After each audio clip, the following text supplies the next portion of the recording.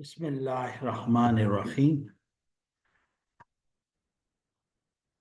मुगल आजम की मूवीज में हमने देखा कि मुगल बादशाहों को जहांपना के नाम के साथ पुकारा जाता था।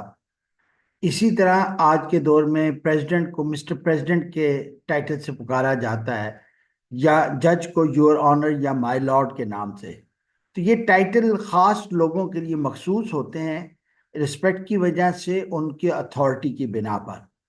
इसी तरीके के साथ अल्लाहुम्मा, अल्लाहुम्मा मीम मुशद्दद जो है ये अल्लाह के नाम के साथ लिया जाता है।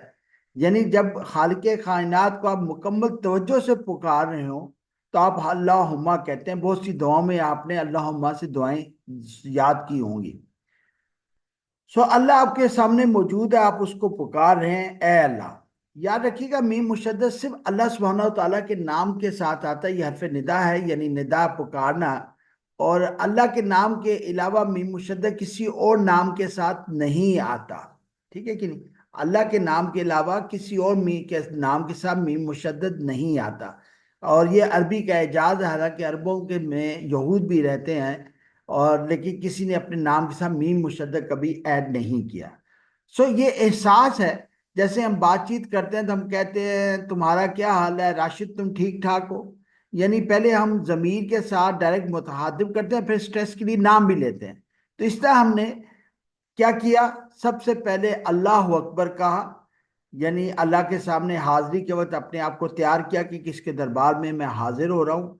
कुछ देर रुके, समझा, एहसास किया कि किसके दरबार में मैं खड़ा हूँ। फिर कहा सुबहान का। सुबहान कौन? तू, यानी तू कौन? अल्लाह सुब्हानहू व तआला। अब हमने जमीर यहाँ पे याद की, रब्बू का रब तुम्हारा, रब्बुकुम रब तुम सबका। हाजिर की दो ज़मायर हमने याद कर लिए। और हमने ये भी देखा कि रब्बुकुम जो है अस्सलामु अलैकुम व रहमतुल्लाह, आखिर में हम ये कुम की ज़मीर भी नमाज में इस्तेमाल करते हैं। और फिर हमने कहा अल्लाहुम्मा, ए अल्लाह। जज़ाकल्लाह। अस्सलामु अलैकुम व रहमतुल्लाहि व बरकातहू।